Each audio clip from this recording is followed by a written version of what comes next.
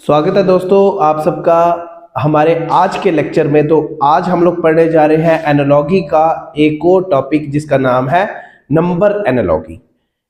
तो number analogy में सबसे पहले डिटेल में ना जाके जो बेसिक कंसेप्ट्स हम लोग पढ़ेंगे वो पढ़ेंगे कि आपको मेन पॉइंट याद रखने हैं कि आपको इवन नंबर का कंसेप्ट होना चाहिए, इवन नंबर का कंसेप्ट होना चाहिए, फिर ऑड नंबर का कंसेप्ट होना चाहिए, ठीक है। फिर उसके बाद आपको प्राइम नंबर्स का कंसेप्ट होना चाहिए, ठीक है। फिर क्यूब्स का कंसेप्ट, स्क्वायर्स का कंसेप्ट, और आपको एडिशन,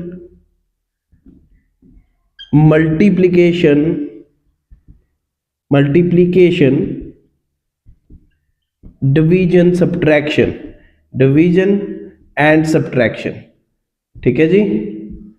तो ये जो है ये वाला सारा कंसेप्ट आपको होना चाहिए। ये जो मेन पॉइंट है इनको हम लोग मेन पॉइंट बोलेंगे, ठीक है जी। Main points keep in mind, ध्यान रखना इस चीज का कि जो ये वाले पॉइंट्स हैं इनको दिमाग में रख के ही आप लोग जो है नंबर एनालॉजी के क्वेश्चंस कर सकते हो, ठीक है जी। उतार लेंगे, स्क्रीनशॉट ले लेंगे, नोट्स बनाओ और बढ़ेंगे हम आज के अपने पहले क्वेश्चन की तरफ, ठीक है जी। तो देखेंगे हम अपना पहला क्वेश्चन, ठीक है जी। सबसे पहला हमारा आज का पहला क्वेश्चन ये रहा, और इस पहले क्वेश्चन में आपने देखा है यहाँ पे क्या लिखा हुआ है, 2:3 प्रपोर्शन 5। अब कई बार क्या करते हैं बच्चे यहाँ पे ये समझ लेते हैं कि ये रेशियो और प्रोपोर्शन का क्वेश्चन है। तो जैसे 2:3 प्रपोर्शन 5:डैश, मतलब डैश को हम लोग x ले लेंगे। कई बार ऐसा समझते हैं बच्चे, वो ये नहीं देखते कि ये एनालॉजी का क्वेश्चन है, वो देखते हैं कि ये रेशियो और प्रोपोर्शन का है। अब इसको कैसे कर देते हैं वो सॉल्व, या तो 5/x। तो यहाँ पे क्या आ जाएगा, देखो ये x इस साइड आ जाएगा, तो 2x = 5×3 = 15। अब यहाँ पे 2 है तो x = 15/2, तो यहाँ पे आता है 7.5। तो इस करके आपका क्वेश्चन जो होगा ये गलत हो जाएगा, ठीक है जी।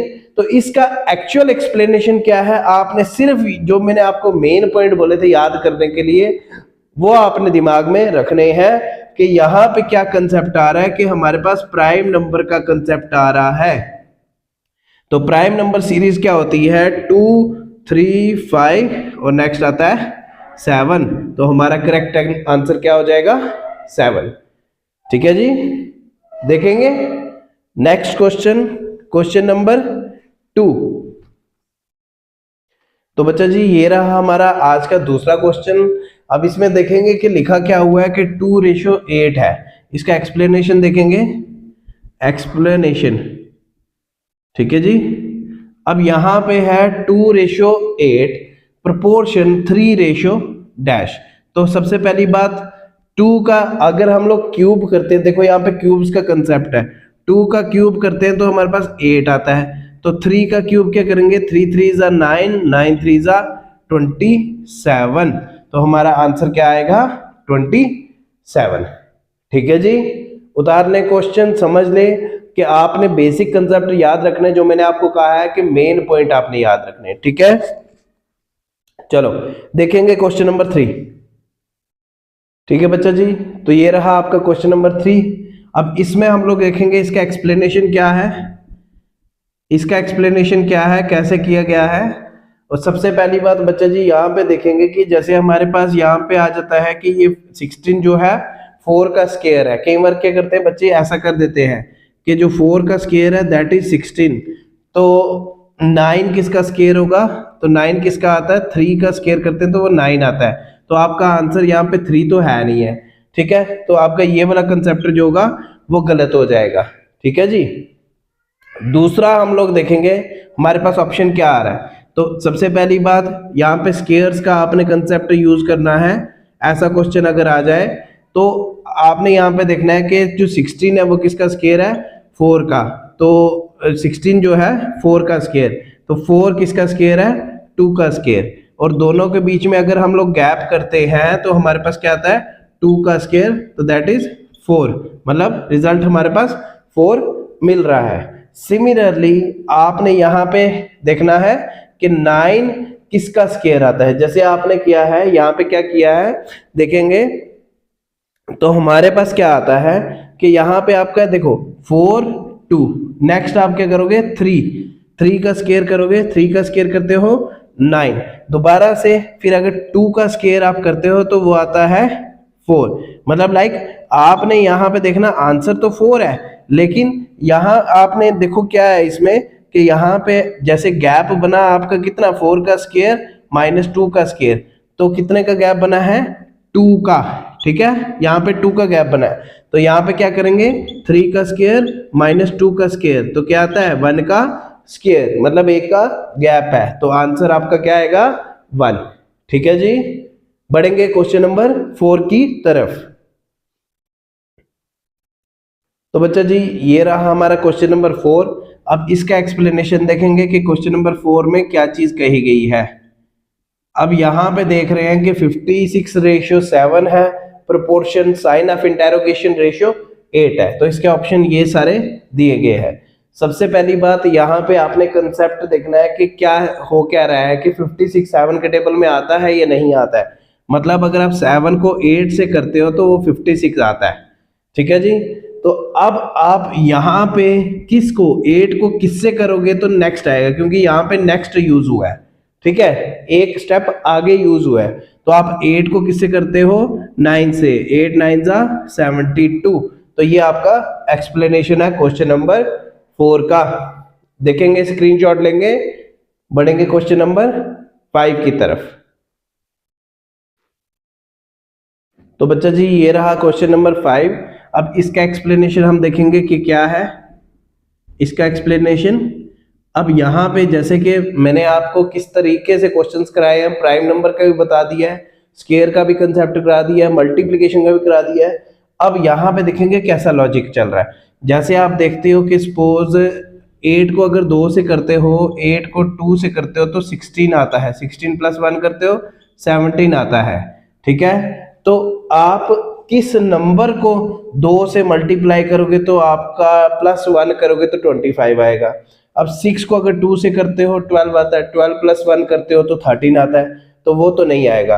5 वाला भी नहीं आएगा, 2 वाला भी नहीं आएगा। फिर 7 को अगर करते हो 7 2 जा 14 प्लस 1 15 आता है, तो ये वाला आपका कंसेप्ट जो होगा गलत हो जाएगा, ठीक है। अब यहाँ पे आपने देखना है जो एक्चुअल जो है, आपने देखना है कि कैसे किया गया है। यहाँ पे देखो 1 plus 7 equal to 8, similarly 2 plus 5 equal to 7, तो आपका आंसर क्या आ जाएगा डी पार्ट, ठीक है। मतलब कैसे भी करके लॉजिक लगा के आपने ये चीज करनी कुछ ना कुछ रिलेशन तो बनाना ही है कि अगर एक का दूसरे के साथ रेशियो वाले के साथ जैसा रिलेशन होगा वैसे ही आपने दूसरे के साथ नेक्स्ट वाले के साथ देखना है कि 25 का किसके साथ रिलेशन बन रहा है, ठीक है। तो ये एनालॉजी के क्वेश्चन जो होंगे हमेशा रिलेशनशिप के बीच में ही होंगे, हमेशा एक का दूसरे के साथ फिर तीसरे का चौथे के साथ वैसे ही तरीके से बनेगा, ठीक है। ध्यान रखना क्वेश्चंस का। बढ़ेंगे हम लोग क्वेश्चन नंबर 6 की तरफ। तो बच्चा जी मैं क्वेश्चन नंबर 6 लिख रहा हूं। कुछ क्वेश्चन लिखूंगा जो कि आपने खुद से करने हैं, उनकी आपने होम असाइनमेंट है आपके लिए, ठीक है। इसका ऑप्शन आ गया, एक आ गया आपका 21, बी आ गया 45, सी आ गया 47 और डी आ गया 49। ये आ गया आपके क्वेश्चन नंबर 6। तो क्वेश्चन नंबर 7 देखेंगे। क्वेश्चन नंबर 7 आपके पास है 9:89 proportion 8 ratio sign of interrogation.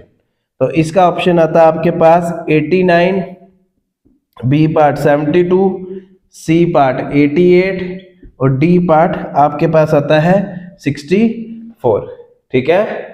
Next देखेंगे क्वेश्चन नंबर 8 जो आपने करना है।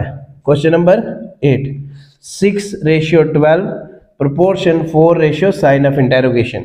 इसका ऑप्शन आ जाते हैं 12, बी आता है 24, सी आता है 34 और डी आता है आपके पास 20। क्वेश्चन नंबर 9 देखेंगे। यहाँ पे है 2:5 proportion 5 sign of interrogation. A option आ जाता है इसका 12, बी आता है 18, सी आता है 22 और डी आता है 21। नेक्स्ट देखेंगे, उतार ले इसका स्क्रीनशॉट ले ले, क्वेश्चन उतार ले। चलो फिर नेक्स्ट आपके पास आता है क्वेश्चन नंबर 10। अब क्वेश्चन नंबर 10 देखेंगे, यहां पे है कि 12:36 proportion 14 sign of interrogation. A part आता है इसका 40, बी आता है 50, सी आता है आपका 60 और डी आता है 70। Question number 11, 5:21 proportion 6 sign of interrogation. A part 22, B part 42, C part 36 और डी पार्ट आपका 30। Question number 12, 2:3 proportion 29 sign of interrogation. A part 31, B part 39, C part 40 और डी पार्ट 60।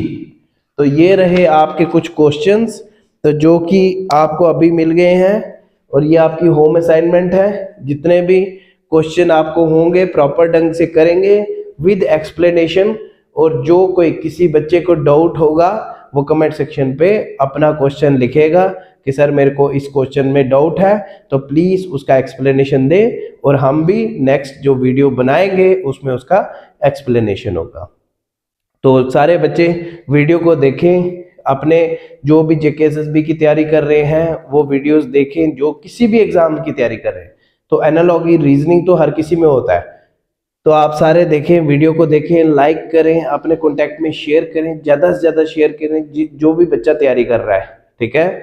और चैनल को सब्सक्राइब करना मत भूलेंगे और मिलेंगे हम लोग नेक्स्ट लेक्चर में।